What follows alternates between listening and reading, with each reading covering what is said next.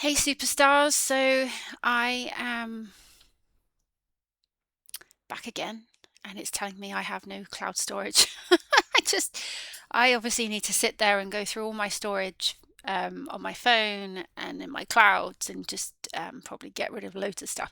And it's actually kind of symbolic because I'm out of storage on my phone, I'm out of storage on my cloud storage, and I'm out of storage myself. I have nothing left to give. I have no room to take anything else. I just literally have no capacity to do anything other than just the basics. And some people might argue that I'm sat here talking at a camera, talking to people, but I'm releasing.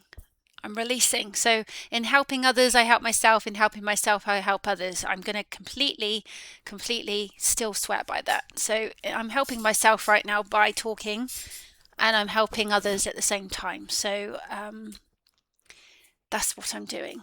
But in response to Tori, um, we have daily battles. My daughter suffers extreme anxiety, panic attacks, downside to autism.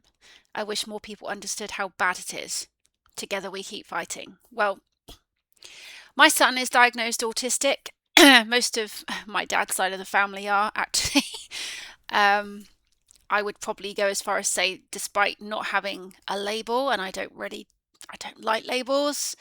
I don't like calling autism, etc., as a disability because I think, honestly, that is only deemed a disability because of how society deems neurotypicals to be the dominance, and I don't mean this in any way, shape, or form to offend anybody that's a neurotypical, so please don't take what I say out the wrong way. Please don't use it against me. It's just, I don't know how else to explain it, but it doesn't matter whether you're a neurotypical, whether you're neurodivergent, whatever that is for you, whether that's autistic, ADHD, whether it's dyspraxia, whatever it might be. I don't like labels. I know I'm wired very differently to your average individual. I really struggled at school. I understand that I struggled far more than I ever realised. And when I look at my son and I look at my daughter and I look back on me being at school and how I was socially, I realise now that I didn't have the confidence or the tools to shape my relationships with people. And I was severely bullied, not just by other children, but I was bullied by my teachers, one in particular, and it scars you for life. I mean, I'm nearly 42 years old, and things that were said to me when I was like 10 are still in my head, embedded in me as if it happened yesterday. It's really hard to let go, and it's really hard to undo that conditioning and reshape your form, the format of your future. Um, so when I tell people you need to walk away, you need to let the past go and leave it in the past, I don't mean it to sound like I'm penalising, wrong word. I don't mean it to sound like I am making it sound easy because it's not. It takes a lot of inner work, a lot of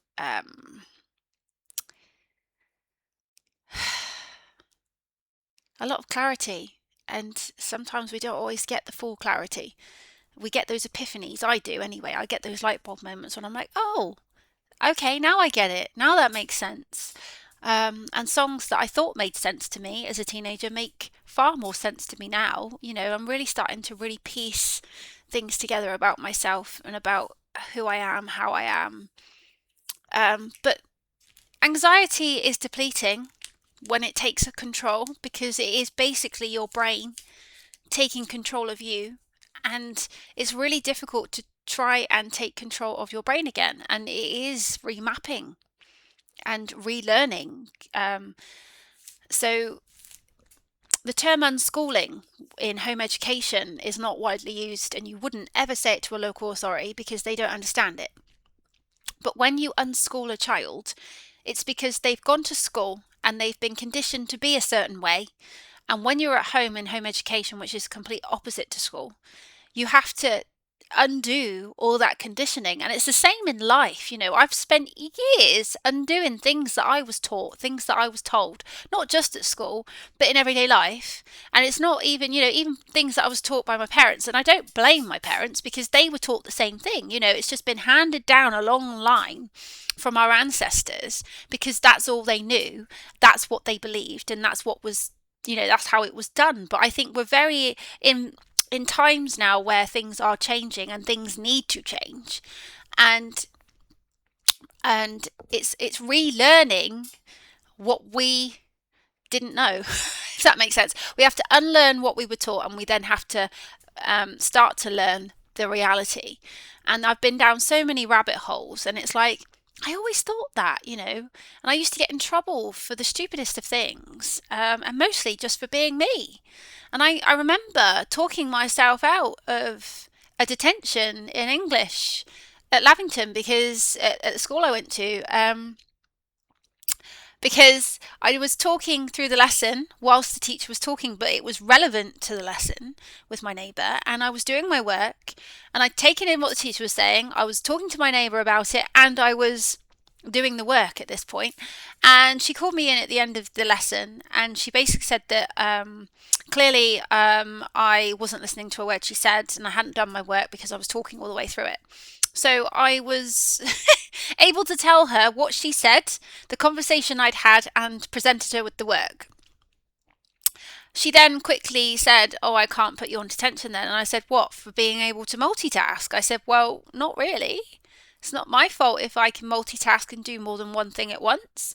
And this is why everything's so outdated. Even then, in the 90s, it was outdated. This whole let's go to school, everyone's just got to sit. In some of the classes I was in, we were told to sit boy, girl, boy, girl. I think, to be honest, in some respects, it actually helped me because I grew up with 5 brothers. I got on better with boys. I found them, girls are bitchy, boys aren't. I found it actually better to be sat near boys than it was. No disrespect to girls, but it's just how it is. And I think everything is just outdated now. The whole school system, it wasn't set up for kids to learn and become the best versions of themselves. It was set up to become factory workers and for conformity. And you can look that up yourself because it's in the history, it's in the Google. I don't want to go into it because there are so many people on this platform that talk about it in great detail, and I don't want to focus on the detail of it, but you can do your due diligence, go and look for it yourself. It's there in black and white if anyone wants to find it. It's not a conspiracy, it is the truth, and the Rockefellers are at the start of it. So if you go way back, that's what schools were set up for. It was basically to teach people to conform, to be obedient, and to basically go out and be factory workers. And, we shouldn't be doing that anymore. We need to allow kids to thrive and, become entrepreneurs and turn their passions into jobs, like I did. I am a classic case of that. I wasn't very good at 9 to 5. I wasn't very good at working in an office, being confined. I'm an active person. I like variety, and I always found being a children's entertainer and being a DJ was far more fit for me. I've been on a stage since I was 4. I've done, pantomimes, musicals. I was a professional dancer, and I used to go out and do competitions and exams. It's in my blood. It's just in me. It's like it's my soul. It's like, I've always been destined to be in the entertainment industry and to be on a stage, but I also believe it's to help other people, and right now I'm really struggling with what I'm supposed to be doing, where I'm supposed to be going. All I know is that, I want to live my best life, and I want to do the things that I've always wanted to do, and do what lights me up and be with the people that I truly care about. And sometimes it's not easy to be with all the people you care about, especially if different countries come into it. So it makes it a lot harder. But on top of that, I know that I've always strived to help people, especially people that suffer like myself, to redirect their issues into something creative, which is exactly what I'm trying to do now, because I'm just trying to think straight. And I think when I look back, whenever I jump on the camera and I sit here and I just talk, especially when I'm responding to somebody that's struggling, it helps me. It helps me. So again, in helping myself, I help others. And this is exactly what happened in lockdown. I turned online with my music and my DJ skills and figured out how do I do this online, because you can't just recreate what you do with a crowd in front of you online when you're just doing it to a camera. It was like, how do I do this? But I did it, and I figured out how to do it. And I'm not going to say that I figured it out all by myself, because I had a lot of help, a lot of support, and they know who they are, and they know how grateful I am, and I will be forever grateful, because it did change my life. But that doesn't mean I don't struggle. That doesn't mean I still have my off days. And autism, my son's going through the puberty. He's 12, he's going on 13, he's got autism. And his anxiety, he's got an OCD issue with germs. And it really does impact daily life, but we find ways to cope. We find ways around it. And I'm determined that I will help him through it, because I understand his thinking. I've had OCD behaviors in the past myself, and it's usually when my anxiety is really heightened. But I think hormones are really playing a big role. And I think they play a big role at any point in life, but I think when you're going through puberty, it's even worse. But supplements really, really do help. So I don't know where you're at with your daughter, or how old your daughter is, Tori, but what I would actually recommend highly, which is, I tell you what, I know when Albie doesn't have it, because if he goes a couple of days without it, he literally crumbles. And it helps me as well. I have to take it in a different format, because vitamins and minerals orally actually cause me to bloat in my upper abdomen and my lower abdomen, and it really hurts and causes me a lot of issues. It sort of overloads my system, and I've got a lot of allergies anyway, so I just can't take things orally. So I use patches. I use vitamin supplements in patches, so I just put them on my skin. And ashwagandha is a patch that I use, and I buy these Novamins, which both my kids take, bearing in mind my daughter's 19 and my son's going on 13. And my son takes the children ones, and my daughter takes the adult ones. But ashwagandha is amazing, and as is lion's mane. And focus gummies by Novamins are amazing. They've got other things in it, but it really helps Albie with his focus and helps him to stay calm and regulated. I give him those first thing in the morning. At the moment, I'm giving him omega-3 with vitamin D2, because that's what we've got. And then later in the evening, he has an iron tablet before bed, because and magnesium. I give him magnesium as well, and we space them out, because you can't take magnesium or iron at the same time, because they will compete for absorption and effectively cancel each other out. And you can't take what is it you can't take? There's another one you can't take. So it's basically just spacing them out. And there's these tummy gummies, because gut see, brain fog, I can't think straight. What is it? It's the gut. Your gut connects with your anxiety and your nervous system, and your gut health connects with brain health. So if your gut health is out of whack and not in balance, then, and you've got inflammation in the gut, then that really contributes to your anxiety and your inflammation as well. So I've noticed that if I obviously supplement with magnesium flakes in a bath as well. That is so relaxing. I know they say there's not enough research out there to say that, if you take magnesium in through the skin, but I am living proof, because it does work. I always notice a difference. My hair was falling out at one point, and it was down to the fact that I was lacking in iron. And you can't have iron without vitamin C, because vitamin C helps the iron to absorb. So it's knowing what vitamins to take, when to take them, and what to take them with, because if you take one, you'll probably need another one for absorption. Zinc is a very important one as well. So I take a multivitamin patch, which has all these things in: biotin, everything that is needed, and it does work. So my daughter takes bio gummies for women. So my son has the gummies and my daughter has the gummies and I have the patches. So there are so many different ways to get these into your system. But ashwagandha really helps your stress levels, and it really helps your nervous system, as does lion's mane for dopamine. And dopamine is a lot of what we're lacking. And vitamin D is so important. Now vitamin D2 does the job, but vitamin D3 is a little bit more it does the same job as vitamin D2, but it's just easier for absorption. And obviously, vitamin D comes from the sun, and when we don't get enough sun, we go into a natural kind of depression and anxiety. So I'm always far worse in the winter than I am in the summer. So I know that's going against me right now. That's not helping me. Um, so it's really important that you get this right. So diet, and exercise as well. Exercise is really, really important, even if you just go out for a walk. If you can't do anything else and you just go out for a walk, it's just really important to get out of the house and get those endorphins moving. So I always recommend walking because it's easy and it doesn't cost anything and you don't have to be good at it. You can just go out walking. Swimming is one of my things, and obviously dancing. I've always been a dancer, but even just music. Just the right music can lift you out of a mood as well. But I know sometimes these things don't work in correlation and you need something a little bit more. So there are therapies out there, but I just wanted to just help with things that we've tried. It's trial and error, and you'll find naturally something that works for you. Hence, we keep fighting. It is a battle every day, but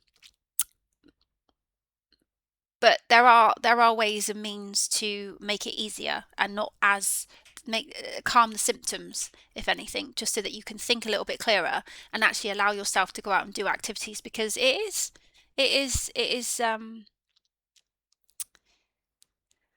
Can't find the words. It's really damaging. It's not the word I was looking for, but it can be very damaging. I've missed family parties, weddings, holidays, opportunities for my career. I've missed a lot of things because I was just too scared. And then I've lived with regret, like, I'm such an idiot. Why didn't I do that? But, ultimately, we just have to keep figuring things out. But as you get older, you start getting to a point where you're just like, I don't want to live like this anymore. I want opportunities. I want to live my best life. I don't want to sort of leave this planet thinking I didn't do enough. I didn't do what I wanted to do. I want to leave knowing that I did everything on my bucket list and that I lived my life for me and not for everybody else. Because I think a lot of my past problems was I was a people pleaser. I used to do what everyone else wanted me to do, expected me to do, and then if I was then having like a meltdown and getting irritated, and I'd vent, and people would be like, "Oh, you're yelling at me," and I'm thinking, "I'm just yelling. I'm just yelling because I'm frustrated. I'm not yelling at anybody. I'm just yelling." And if someone was stood in front of me, they'd just take it personally. And I actually think a lot of the time growing up, I was just very, very fully misunderstood.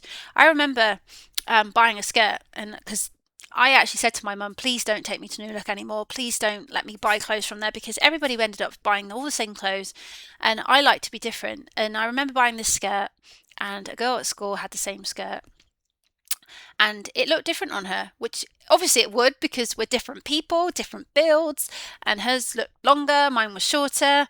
Not that it was a big deal, but this is where I was taken out of context. So I basically was like, oh, we got the same skirt.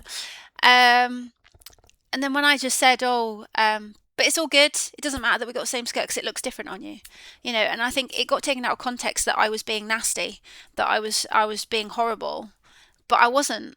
And I think sometimes, actually, I think, oh, I think I'm on the spectrum because you don't have a filter and you just say things how they are, but you don't mean it the way it comes out sometimes. And I notice this with Albie all the time. And I sit there and I think, well, I didn't mean it the way they took it. I was literally saying it didn't matter that we had the same skirt because it looked like a different skirt because it looked so different on both of us. And I wasn't saying that was a bad thing. And I wasn't saying it looked awful on her at all because I was then trying to explain that. But they were just going at me like, oh, well, you're so nasty. You're so horrible. Why'd you have to say such nasty things? And it was like, I didn't. You've just turned it into that. You've twisted what I said into that. And I was just so misunderstood. And I just couldn't win. And I think by year 11, I was just literally, I was a complete loner. I'm not going to lie. Sorry, it upsets me when I have to think back. Uh, so I completely get it. And it's really hard when you're a kid and you're a teenager and you're navigating hormones and you're navigating your sort of quirks and your differences, and you've got hormones on top of that, and then you've got to navigate everyone else. And yeah, it's hard. It's very hard, and it doesn't. And as you can see, I'm nearly 42, and it's still very much in my head because, like my son, I replay things in my head like a film. I see things in my head like a film playing back, like literal flashbacks, like you would see in movies, and they play in my head. And this is where it's really hard to let go and forget things when they just keep replaying in your head. So again, I have to battle that as well. So it is very difficult. It is very hard. And some days, I find it easier than others. And most of the time, when I get it right and I'm doing good, and I'm not suppressing things, and I'm not, I'm walking and I'm like, yeah, I'm good, and I can get through life and life is great. But when I fall off the wagon and something's out of whack and out of balance and not right, that's when everything comes in. But then that's when your thoughts kick in and you start thinking things that probably aren't even a thing. And you start turning things into bigger than what they actually are. And then it's like trying to like ground yourself and go, just stop it, stop it, stop it. Because you can go into self-sabotage. um, but um, but yeah, no, supplements are really important, and they really, really do make a massive difference to my son. So I would definitely highly recommend that. And I wish you the best of luck.